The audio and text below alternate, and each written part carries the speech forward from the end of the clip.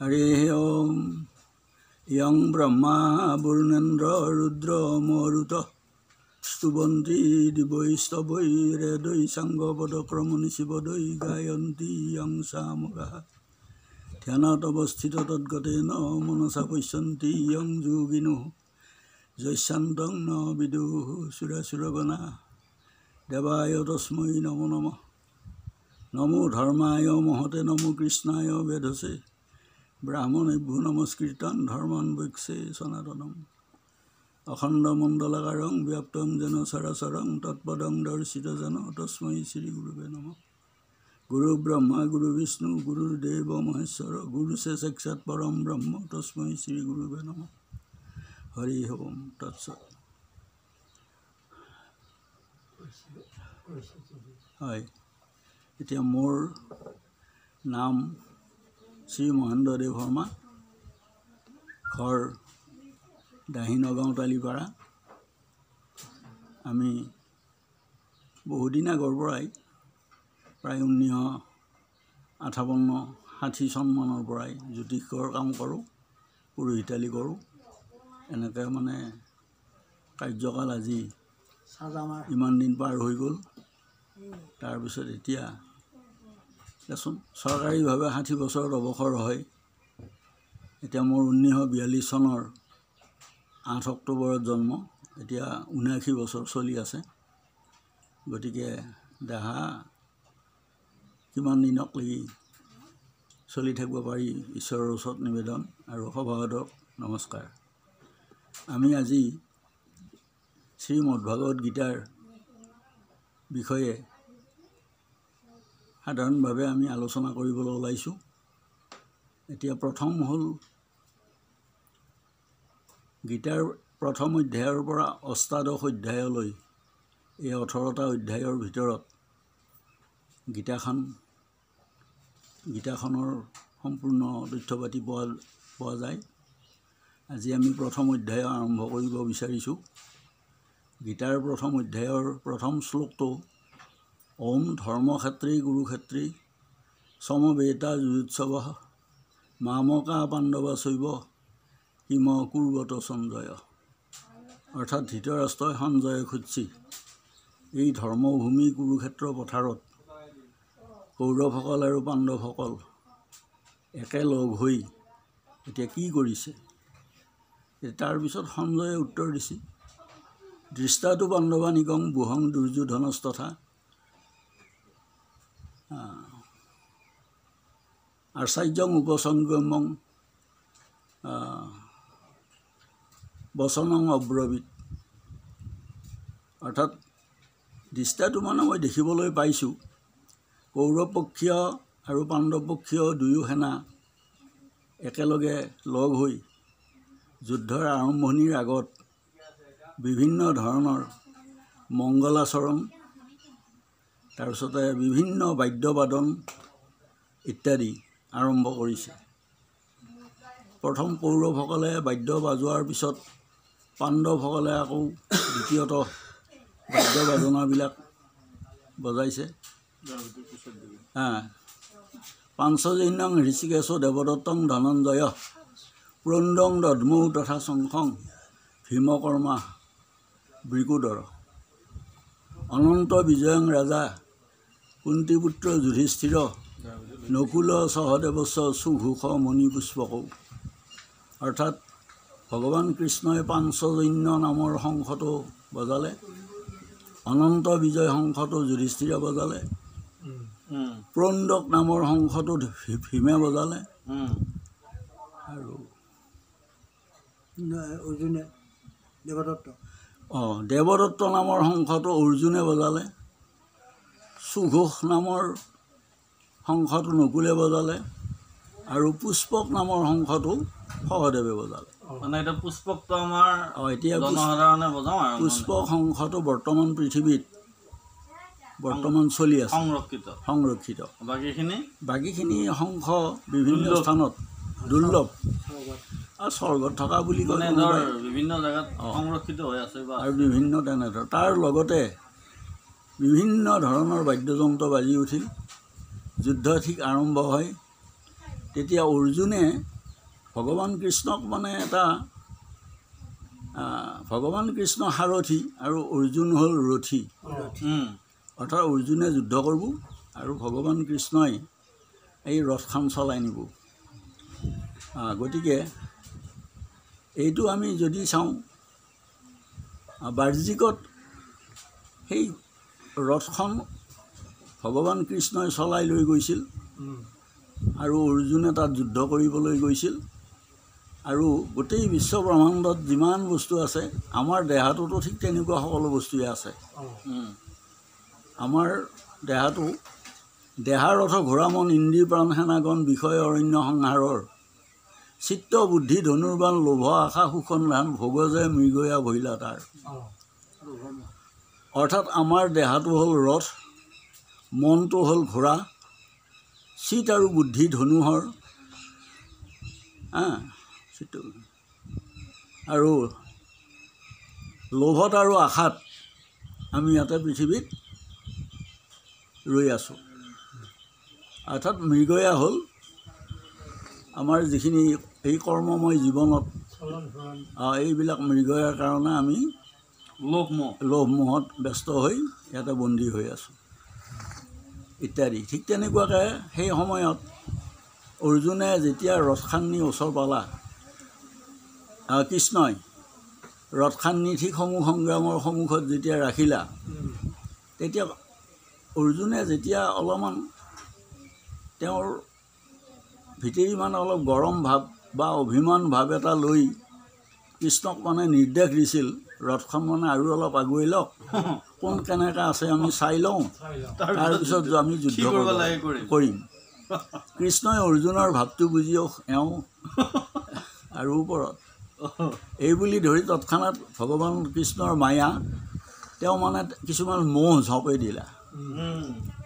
তাই চাই দেখে যি সেই কুৰুক্ষেত্ৰ পথাৰত গোটেইবিলাক সম্বন্ধীয় লোক, দাদা কাকা খুৰা পেহা মামা ভাগিন ইত্যাদি ইত্যাদি গোটেইবিলাক বা গুৰু এনেকুৱা সম্বন্ধীয় লোকবিলাক থকা দেখা পাই অৰ্জুনৰ মনত বেয়া লাগিল।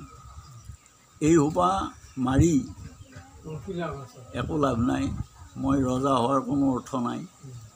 গতিকে নিজৰ ইষ্ট কুটুম্ববিলাক ধ্বংস কৰি আৰু সেইখন ৰাজসিংহাসনো নালগেই আৰু ৰজাও নহওঁ আৰু ইমানখিনি নকৰোঁ, এনেকুৱা এটা মনৰ ভাৱ আহিল। আহি আপুনি তেওঁৰ চকু পানী ওলাল, হাতৰ পৰা ধনুহৰ খহি পৰিল। ভগৱান কৃষ্ণই তেতিয়া তেওঁক বুজাইছিল, গতিকে তোমাৰ ইমান আৰম্ভ চমৎকাৰেদি ওলাই আহিলি, আহি এতিয়া নিজৰ এইবিলাক দেখা পাই তুমি এনেকুৱা মায়া মমতা কৰি থাকিলে ক'ত হ'ব। ভগৱান কৃষ্ণই তেওঁক এই মায়াৰ পৰা বা মোহৰ পৰা নিবৃত্তি কৰিবৰ কাৰণে কি কৰিলা, কিছুমান মানে উপদেশ।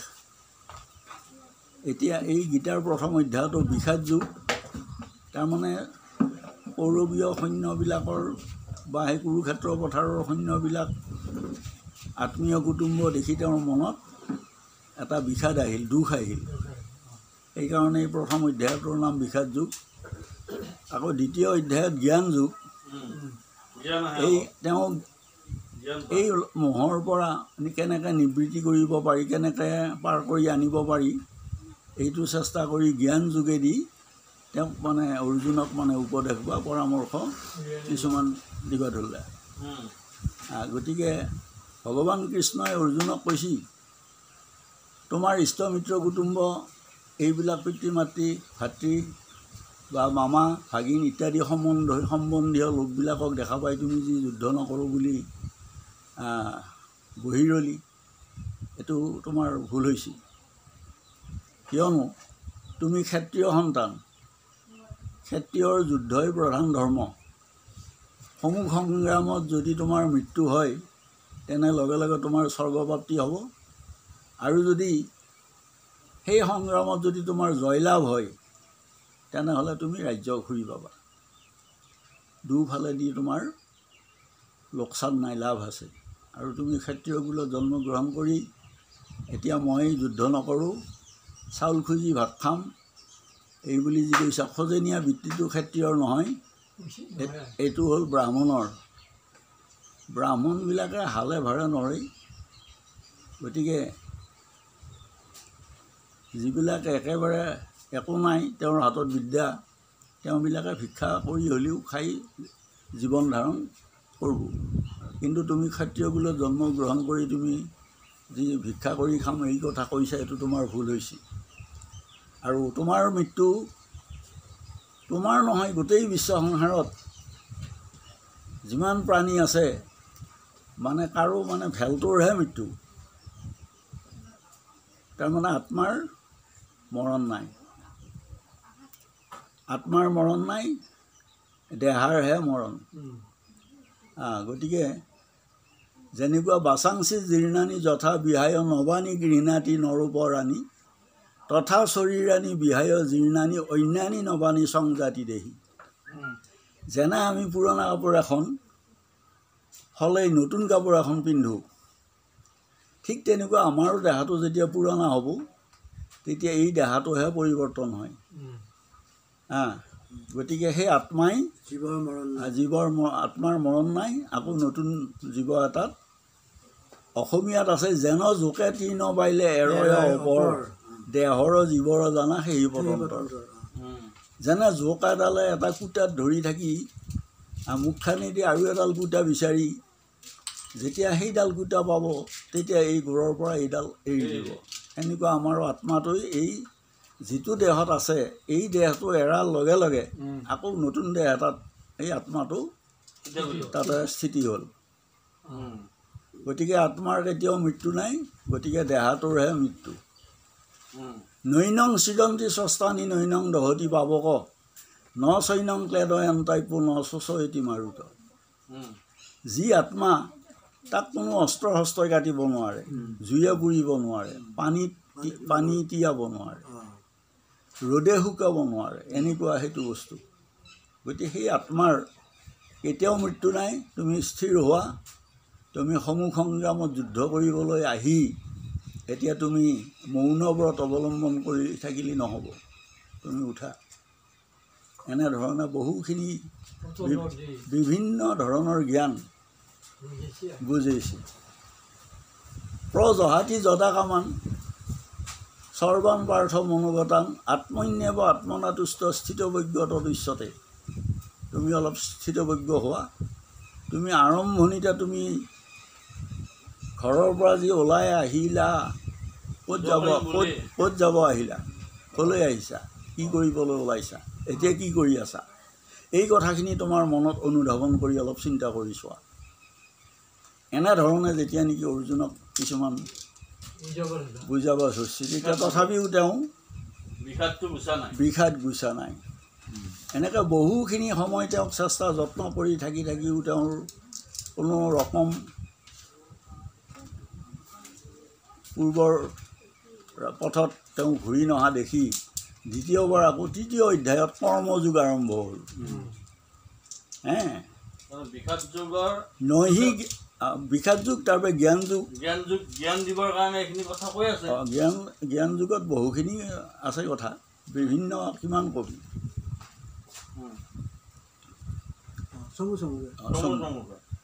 তৃতীয় অধ্যায়ত কৰ্মযোগ শ্ৰেষ্ঠ বুলি ক'লে কৰ্মযোগটো শ্ৰেষ্ঠ গতিকে তুমি কৰ্মই ধৰ্ম ব্ৰাহ্মণৰ সেৱা পূজা ঈশ্বৰ চিন্তা সমদমত পৰিজ আস্তিক জ্ঞান বিজ্ঞান এনেকৈ ব্ৰাহ্মণৰ 9টা গুণ ক্ষত্ৰিয়ৰ 6টা গুণ 6টা গুণ হ'ল দান ধৰ্ম শক্তি সাহস বা যুদ্ধত সমূহ সংগ্ৰামৰ যুদ্ধত মানে কোনো ৰকম নিপুচুৱা হৈ যায় এনেধৰণে এই 6টা গুণ ক্ষত্ৰিয়ৰ আৰু বৈশ্যৰ 3টা কৃষি বাণিজ্য গৌৰক্ষা অৰ্থাৎ খেতি বেপাৰ আৰু গৰু পালন আৰু ক্ষুদ্ৰ আৰু তিৰোতাৰ সেই গুণ এটাই ক্ষুদ্ৰবিলাকৰ এই তিনিওটা জাতিৰ সেৱা কৰাটোৱে ক্ষুদ্ৰ আৰু তিৰোতাৰো স্বামীৰ নিৰ্দেশ মানি ঘৰখন পৰিচালনা কৰা তিৰোতাৰ। ঠিক তেনেকুৱাকৈ তেওঁ মানে বুজালা যে কৰ্মই ধৰ্ম। জ্ঞান হয়তো তোমাৰ জ্ঞান নহ'ব পাৰে, জ্ঞানী বা অজ্ঞানী যত আশ্ৰয় সংসাৰে বিনা কৰ্মে ক্ষণ মাত্ৰ থাকিতে নপাৰে। পৃথিৱীত বহু জ্ঞানী মানুহ আছে আৰু বহুতো অজ্ঞানী মানুহ আছে, কিন্তু বিনা কৰ্মে ক্ষণ মাত্ৰ থাকিতে নপাৰে, অৰ্থাৎ বিনা কামে থকা মানুহ এজনো নাই।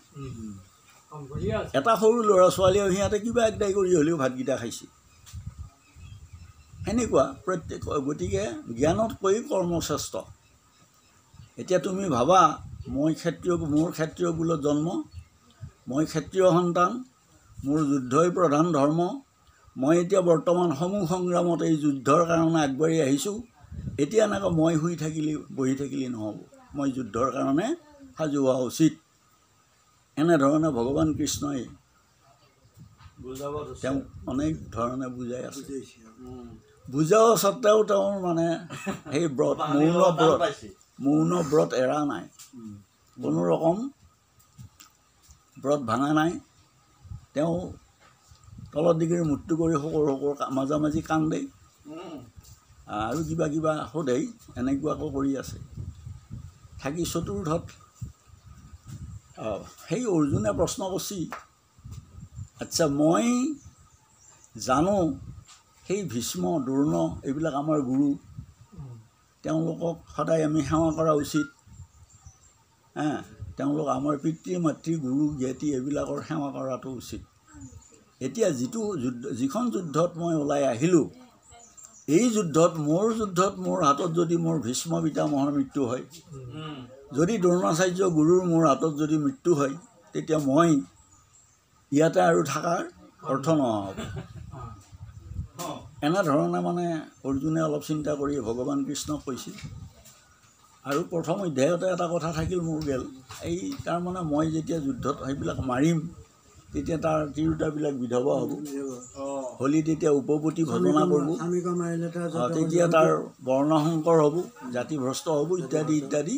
অকল মই যেতিয়া যুদ্ধ নকৰোঁ, মোৰ লগত সিহঁতে কেতিয়াও খেদি আহি যুদ্ধ নকৰে। গতিকে সিহঁতে যুদ্ধ কৰক, মই কিন্তু নকৰোঁ, মই আৰু যুদ্ধ নকৰোঁ, এই কথাটো তেওঁ মানে বাৰে বাৰে এৰা নাই। তেতিয়া চতুৰ্থ অধ্যায়ত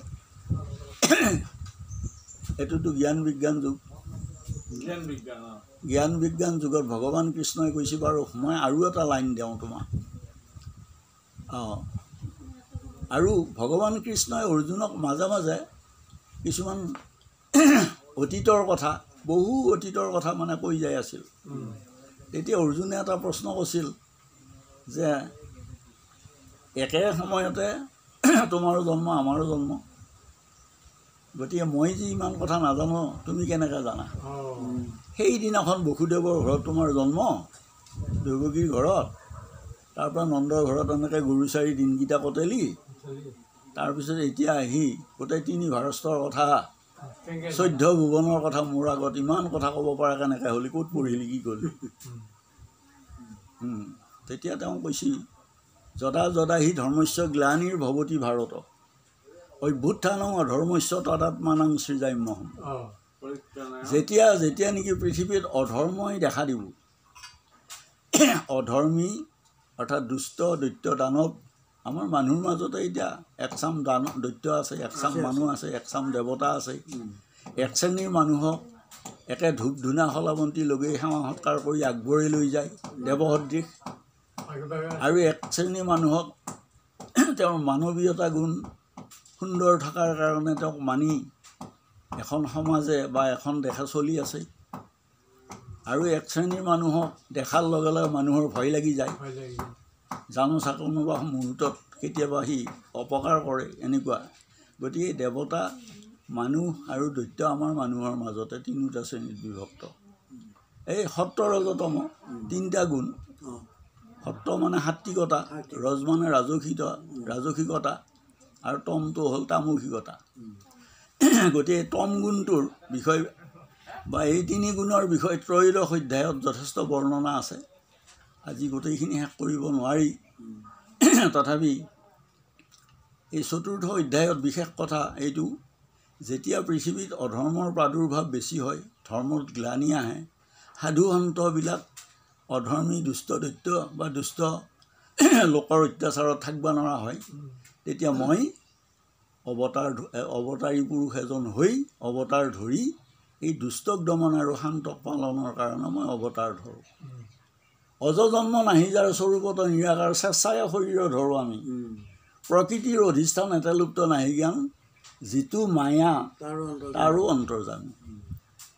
গতিকে মোৰ জন্মও নাই, মৃত্যুও নাই, কিন্তু মোৰ ইচ্ছামতে যেতিয়া সময়ত যিটো সময়ত যি কৰিব লাগে মই তাকে কৰি আছোঁ। কিহৰ কাৰণে? পৰিত্ৰাণায় সাধুনাং বিনাশায় চ দুষ্কৃতাম ধৰ্ম সংস্থাপনাৰ্থয় সম্ভৱ আমি যুগে যুগে। সেই সাধু সন্ত পুৰুষবিলাকক ৰক্ষা কৰিবৰ কাৰণে আৰু সেই দুষ্ট দানৱবিলাকক ধ্বংস কৰিবৰ কাৰণে মই যুগে যুগে, আজি নহয়, যুগে যুগে মই অৱতাৰ ধৰি এনেধৰণে সৃষ্টি মই ৰক্ষা কৰি আছোঁ। মৎস্যকুৰ্মকে আদি কৰি 10 অৱতাৰ, তাৰ পৰা আৰু চতুৰ্বিংশতি অৱতাৰ আৰু বিভিন্ন অৱতাৰ তেওঁৰ বিশ্ব ব্ৰহ্মাণ্ডত তেওঁৰ অৱতাৰ যদি আমি চাব যাওঁ, তেওঁৰ এটাই নাম নহয়, 108টা 78 নহয়, এই 1008 সহস্ৰ অষ্টাধিক সহস্ৰ নাম বিভিন্ন স্থানত বিভিন্ন সময়ত বিভিন্ন কাৰুকাৰ্যৰ মাজেদি তেওঁৰ নাম, সেইবিলাক এটা কৰ্মৰ মাধ্যমেদি বিভিন্ন নাম ঈশ্বৰৰ। গতিকে ঠিক তেনেকুৱাকৈ তুমি এতিয়া শান্ত হওঁ আৰু কুৰুক্ষেত্ৰৰ পথাৰত আমি আহি আগবাঢ়িব লাগে। এনেধৰণ থাকিলে সময়টো পিছুৱাই যায়। এই ধৰণে তেওঁক আত্মা আৰু পৰমাত্মাৰ লগত আৰু তেওঁক বুজাইছি। আমি যদি বাহ্যিকত চাওঁ, বিশ্ব ব্ৰহ্মাণ্ডখনত এই কৌৰৱ আৰু পাণ্ডৱ, কুৰু পাণ্ডৱৰ এখন যুদ্ধ হ'ব। এই যুদ্ধত বিভিন্ন সৈন্যৰ মৃত্যু হ'ব আৰু সমূহ সংগ্ৰামত যাৰ যাৰ মৃত্যু হ'ব, আৰু এই মৃত্যুৰ সময়ত সকলোবিলাক জীৱই মুক্তি পাব। গতিকে মৃত্যু হ'লে মুক্তি হ'ব, আৰু তোমাৰ যদি যুদ্ধত মৃত্যু হয় তেতিয়া তুমি লগে লগে স্বৰ্গ পাবা, মুক্তি হ'ব। আৰু যদি যুদ্ধত তুমি জয়লাভ কৰিব পাৰা তেতিয়া তোমাৰ লগে লগে ৰাজ্য পাবি। গতিকে তুমি ক্ষত্ৰিয় সন্তান, যেতিয়া ক্ষত্ৰিয়ভাৱে তুমি সাহস, বল, বুদ্ধি, শক্তি এইবিলাক মনত আনি লৈ সমূহ সংগ্ৰামত এতিয়া যুদ্ধ কৰাটো উচিত। এনেধৰণে ভগৱান কৃষ্ণই অৰ্জুনক মানে বুজাই আছে। বুজাই থাকি পঞ্চমত আহিল সন্ন্যাস যুগ। সন্ন্যাস যুগ এতিয়া আমি সাংসাৰিক মানুহবিলাকে সেইখন যুঁজ-বাগৰ কৰি যুদ্ধ কৰি কিবা কৈছোঁ। যিগিলা মনত গাঁঠি আছিল, গুণা গাথা কৰি আছিল, চব মানে কৃষ্ণৰ কথা হ'বনে মানি ল'লা, বাকীগিলা এৰিলে, ত্যাগ কৰিলে। ভাই ককাই বা এইগিলা আছে, এইটো মই বাদ দিলোঁ, এতিয়া যুদ্ধকে কৰিম, ত্যাগ কৰিলে, ত্যাগ যোগ কৰিলে। এই সন্ন্যাস মানে ত্যাগ। গতিকে ভগৱান কৃষ্ণই বিভিন্ন ধৰণে তেওঁক মানে যেতিয়া বুজাই থাকোঁতে তেওঁ অকণমান আহি তেওঁ এটা প্ৰশ্ন কৰিছে, মানে গতিমুক্তি পাই এতিয়া যুদ্ধৰ মাজেদি আমি গতিমুক্তি লাভ কৰিব বিচাৰিছোঁ, কিন্তু সন্ন্যাসীবিলাকে তেওঁবিলাকতো এই যুঁজ বাগৰত নাই। তেওঁলোকে একান্ত ঈশ্বৰ চিন্তাতে। তেতিয়া ভগৱান কৃষ্ণই এটা দিছিল, অৰ্জুনক এটা ইংগিত দিছিল, সন্ন্যাসীবিলাকে যেনেধৰণে একচিত্ত মানে ঈশ্বৰক ভাবি আছে পাবৰ কাৰণে, সেনেকুৱাকৈ তুমিও যদি মনটো ঈশ্বৰত দি থৈ মায়া মোহ ত্যাগ কৰি, এইটো মোৰ কৰ্মই ধৰ্ম, তোমাৰ যদি মনত বেয়া ভাৱ নাৰাখি সংকল্প মানে অভিলাষ বিভিন্ন, মই এই যুদ্ধ কৰিম, যুদ্ধ কৰিলে মোৰ জয় হ'ব, মোৰ এনে হ'ব তেনে হ'ব, এইবিলাক ভাৱ তুমি আনবা নালাগে। কেৱল মই এতিয়া সমূহ সংগ্ৰামত যুদ্ধত আহিছোঁ আৰু মোৰ কৰ্ম হ'ল যুদ্ধ কৰাটো। তুমি কৰ্ম কৰি যোৱা, তুমি ফল বাঞ্ছা কৰিব নালাগে। তেতিয়া সন্ন্যাসীবিলাকে যেনেকুৱাকৈ ফল বাঞ্ছা নকৰাকৈ ঈশ্বৰ সেৱা কৰিছে আৰু তুমিও ঈশ্বৰক এনেধৰণে ভাবা মোৰ এইটো কৰ্ম গতিকে কৰ্মই ধৰ্ম গতিকে এনেকুৱাভাৱে যদি তুমি যুদ্ধক্ষেত্ৰত আগবাঢ়া তেতিয়া তোমাৰো পাপ নহয় পাপ পুণ্যৰ কথা ইয়াত নাহে তুমি একান্ত মনটো ঈশ্বৰত ৰাখি তোমাৰ স্বধৰ্ম ৰক্ষা কৰ স্বধৰ্মে নিধনং শ্ৰেয় পৰা ধৰ্ম ভয়াৱহ স্বধৰ্মে নিধনং শ্ৰেয় অৰ্থাৎ স্বধৰ্মত থাকি মৃত্যু হোৱাও ভাল পৰা ধৰ্ম ভয়াৱহ পৰধৰ্ম ভয়াৱহ অৰ্থাৎ তুমি ক্ষত্ৰিয় বোলে জন্ম তোমাৰ ক্ষত্ৰিয় হৈ তুমি পৰধৰ্ম অৰ্থাৎ ভিক্ষা কৰি খোৱাটো ব্ৰাহ্মণৰহে ধৰ্ম যদি তুমি ক্ষত্ৰিয় বোলে জন্ম গ্ৰহণ কৰি ব্ৰাহ্মণৰ ধৰ্ম ল'ব যা সেইটোতো আৰু ভয়াৱহ গতিকে তুমি ক্ষত্ৰিয় সন্তান ক্ষত্ৰিয়ভাৱে তুমি যুদ্ধত আগবাঢ়ি যোৱা যুদ্ধ কৰিবই লাগিব এনেধৰণে যেতিয়া নেকি বিভিন্ন উক্তি দি বিভিন্ন ধৰণে তেওঁৰ মনটো আনি ক্ৰমান্বয়ে আহি আছে থাকি ৬ষ্ঠ অধ্যায়ত ধ্যান যোগ ধ্যান ভগৱানক কেনেকৈ ধ্যান কৰিব লাগে আমাৰ এতিয়া পুৰোহিতালি কৰা মানুহবিলাকে অকণমান ভালকৈ অধ্যয়ন কৰা লোকবিলাকে দুই এটা কথা মই জানিব যেনে অংগন্যাস কৰন্যাস ফুট শুদ্ধি প্ৰাণ প্ৰতিষ্ঠা প্ৰাণায়াম এইবিলাক বস্তু যি তাৰ পূজাৰ বিধিৰ মাজত আছেই সেইবিলাকে আমাৰ যিটো আত্মা এই আত্মাটোক যি দেৱতাৰ বা যি দেৱ দেৱীৰ সেৱা পূজা কৰিব গৈছোঁ সেই দেৱ দেৱীৰ লগত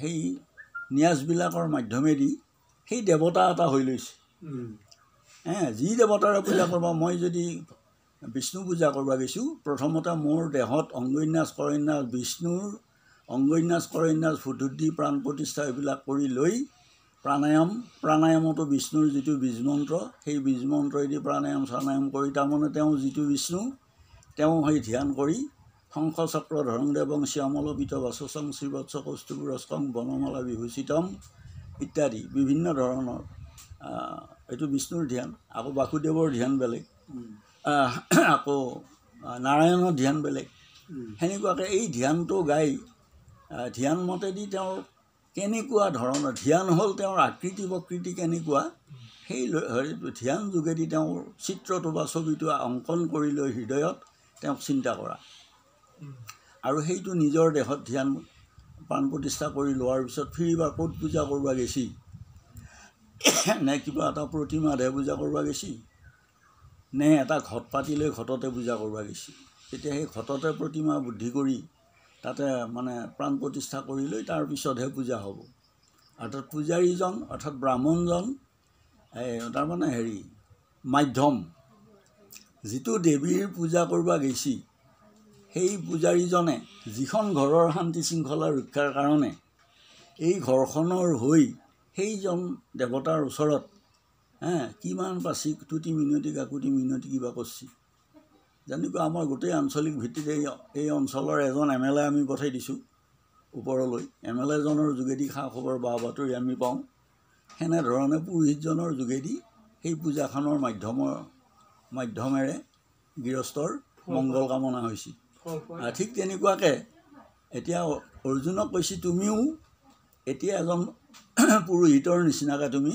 পূজাখন কৰা অৰ্থাৎ এই যুদ্ধখন কৰা এনেভাৱে কৰা মই তাৰমানে মোৰ এইটো কৰ্মই ধৰ্ম মই কৰ্মহে কৰিছোঁ ইয়াৰ পিছত মই যুদ্ধ কৰাৰ পিছত কিবা ৰাজ্য পাম ধন পাম টকা পাম পইচা পাম সেইগিলা বাদ দি সেইগিলা মনত নানবি একান্ত ধ্যান কৰি ঈশ্বৰক ভাৱ ৰাখি মনটো তাতে ঈশ্বৰৰ ওচৰত থৈ তুমি যুদ্ধত সমূহ সংগ্ৰামত আগবাঢ়ি তেতিয়া তোমাৰ যুদ্ধত জয়লাভ কৰিব পাৰিবি এই আৰুৰুক্ষ এই দুইবিধ পঞ্চম অধ্যায় এটা আছে সেইটো সন্ন্যাসীৰ দুই প্ৰকাৰ আছে আৰুৰুঢ় হ'ল যিবিলাক মানুহে আগতে কৰ্ম কৰি একদম সম্পূৰ্ণ তথ্য পাতি লৈ তেওঁ একান্ত ঈশ্বৰ চিন্তা কৰিব পাৰিছে আৰুৰুঢ় ভকত সেইকেইজন তাৰমানে তেওঁৰ আৰু কোনো চিন্তা নাই আৰু ঋক্ষটো হ'ল যিখিনি মানুহে তেওঁৰ ভগৱানৰ কৃষ্ণ সেৱা কৰিবৰ কাৰণে চেষ্টা কৰি আছে যত্ন কৰি আছে